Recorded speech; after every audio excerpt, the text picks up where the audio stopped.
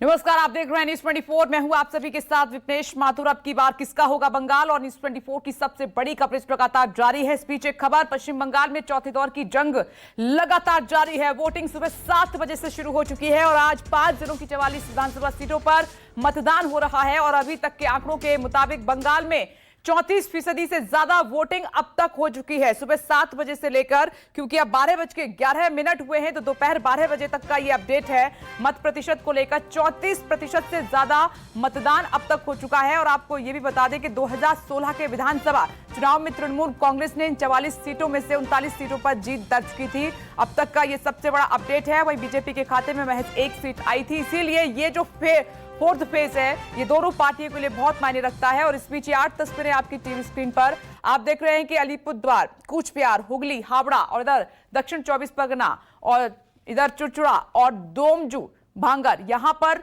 हर polling station पर मतदाताओं की लंबी कतारें हैं। सुबह से ही, चाहे महिला मतदाताओं की बात करें या पुरुष मतदाताओं की बात करें, गजब का उत्साह वोटर के बीच में दिखाई दे रहा है। और चौथे दौर में सितारों की बड़ी जंग है। इनकी किस्मत भी दांव पर लगी हुई है। बाबुल सुप्रियो आपको नजर आ रहे हैं, केंद्रीय मंत्री, सांसद। इस बार उनको यहां विधानसभा का चुनाव बीजेपी लड़ा रही है। इसी से आप समझ सकते हैं कि ये जो दौर है बीजेपी के लिए कितना अहम है। जीत के लिए बीजेपी ने तमाम सांसद, केंद्रीय मंत्रियों को भी मैदान में इस बार उतार दिया है। इसीलिए ये दौर काफी अहम हो जाता है। दूसरी तरफ श्रावंती बीजेपी से, इधर टीएमसी की उम्मीदवार, तो तमाम जो सितारे हैं उनको भी इस बार मैदान में उतारा गया है ताकि जीत मिले। अब ये सितारे कितनी जीत सुनिश्चित कर पाते हैं, इसका फैसला वोटर्स कर रहे हैं। और उधर कूच बिहार के बूथ नंबर 126 पर फायरिंग हुई है। यह बड़ी खबर, फायरिंग में 4 की मौत हो गई है। टीएमसी ने केंद्रीय बलों पर फायरिंग का आरोप लगाया है। देखिए इस वक्त की बड़ी खबर, फायरिंग में 4 की मौत, दुखद घटना है। उम्मीद नहीं थी कि इतनी सुरक्षा के बीच में भी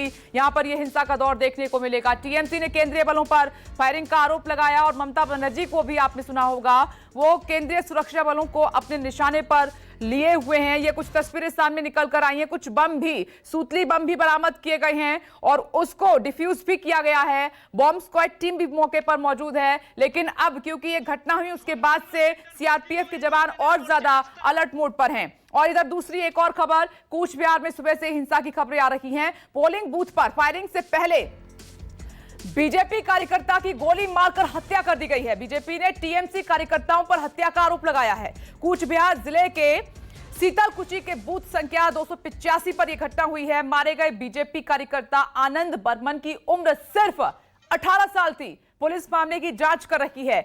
इससे ज्यादा दुखद और कुछ नहीं हो सकता। जहां ये लोकतंत्र का पर्व है, बहुत शांति से मतदान करना है, तो दूसरी तरफ आप देख रहे हैं हिंसा और उसमें बीजेपी कार्यकर्ता की मौत की खबर, टीएमसी पर आरोप लग रहा है।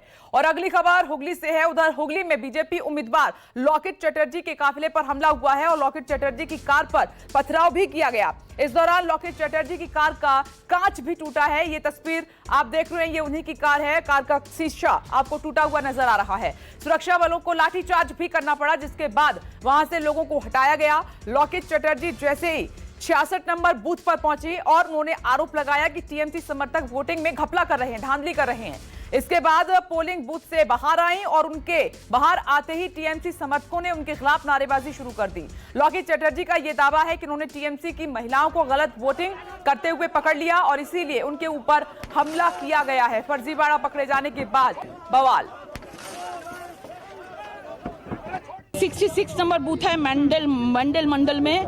बहुत सारा महिला छप्पा मार रहा था। मैंने पूछा, उनको हाथों में पकड़ लिया था।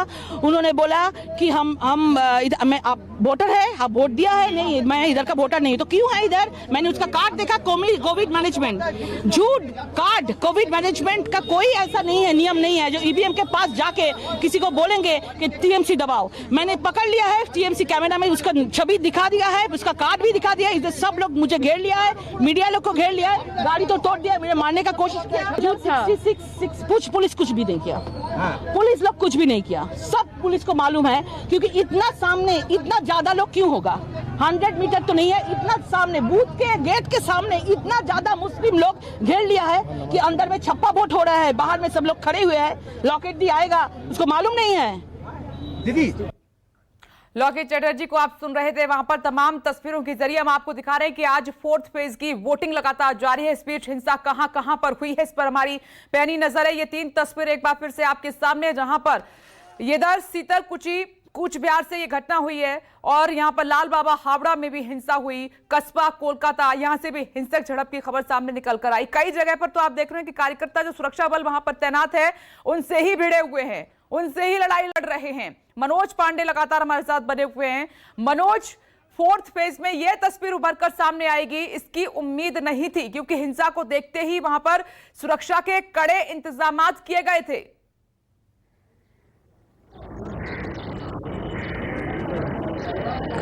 जी देखिए, जिस तरह से यहाँ पे लगातार चुनाव आयोग की तरफ से इस बार जो उम्मीद था कि पश्चिम बंगाल का जो चौथा चरण है कहीं ना कहीं हिंसक रूप होगा और इस तरह का इन्फॉर्मेशन उनके पास पहले से थी।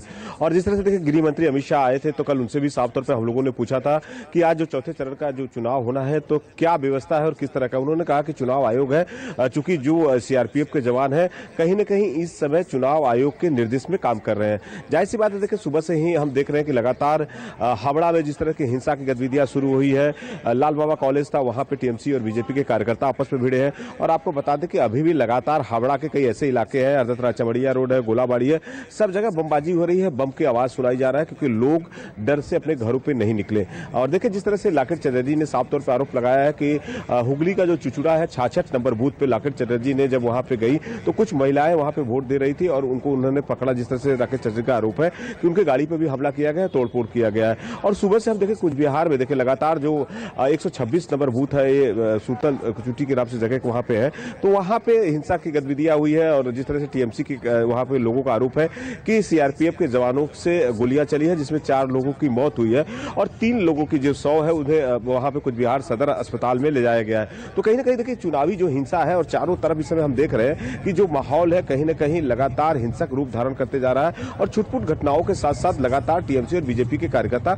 आपस में भिड़ रहे हैं और एक दूसरे पे आरोप प्रत्यारोप लगा रहे हैं। तो जाहिर सी बात है, देखिए बंगाल का जो चुनाव है आज आपको बता दें कि जो चौथा चरण है कहीं ना कहीं टीएमसी और बीजेपी को दोनों इस बात का पता है, क्योंकि जो 44 सीट है जिससे देखिए 39 सीट कहीं ना कहीं इसमें से टीएमसी के पास थी। और कहीं ना कहीं जब सरकार को सत्ता में बनाने के लिए बीजेपी ये भी भली बात से जान रही है और टीएमसी भी ये भी भली बात से जान रही है कि जो आज की सीटों में बढ़त बनाएगा वो काफी सत्ता के करीब जाएगा। 294 का जो पश्चिम बंगाल का समीकरण है कहीं ना कहीं उसको पाने की पूरी तरह से कोशिश की जाएगी। तो जाहिर सी बात है, देखिए दोनों पार्टियों की तरफ से टीएमसी हो बीजेपी हो लगातार इन सब चीजों की हो रही है। इसके वजह से देखिए हिंसा की गतिविधियां देखा जा रहा है। वही साउथ 24 परगना में देखिए लगातार वहां पे जो जादवपुर यूनिवर्सिटी है वहां पे जादवपुर विधानसभा से वहां से छुटपुट घटनाएं सामने आ रही है। तो कहीं ना कहीं देखिए जो आज का है समीकरण, जिस तरह से सुबह से हम लोग लगातार कयास लगा रहे थे कि कहीं ना कहीं जिस तरह से इंफॉर्मेशन आ रही थी, हमारे जो सोर्स बता रहे थे कि पश्चिम बंगाल का जो आज का समीकरण है कहीं ना कहीं हिंसक रूप होगा। और देखिए छुटपुट घटनाओं के साथ शुरू हुआ था और जाहिर सी बात देखिए अभी कुछ बिहार में 4 लोगों की मौत हो चुकी है। इसको लेकर पूरा तरह से चुनाव आयोग है। मनोज की सुरक्षा बलों की फायरिंग में 4 की मौत हुई है, इसकी क्या सच्चाई है? सुरक्षा बल वहां पर सुरक्षा करने के लिए खड़ा हुआ है ताकि शांतिपूर्ण मतदान हो सके, लेकिन वहां पर तो फोर्स पर ही आरोप लगाया जा रहा है।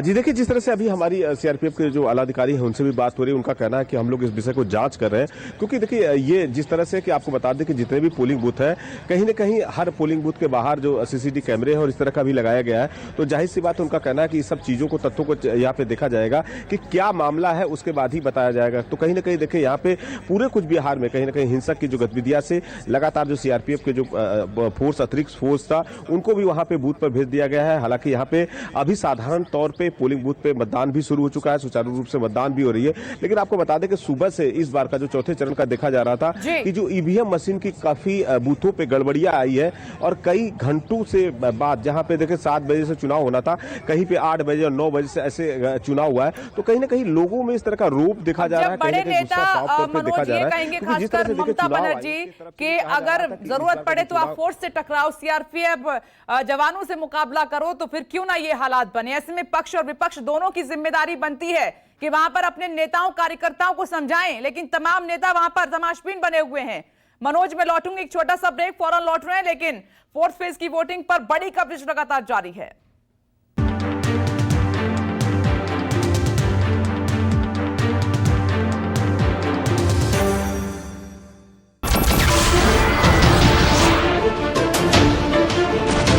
नमस्कार, मैं हूं मानक गुप्ता। अगर आपको हमारा ये वीडियो पसंद आया हो तो इसे लाइक और शेयर जरूर करें और हां, हमें सब्सक्राइब और फॉलो करना ना भूलें ताकि आप देश और दुनिया की कोई खबर मिस ना करें। तो जुड़े रहिए हमारे साथ और देखते रहिए न्यूज़ 24।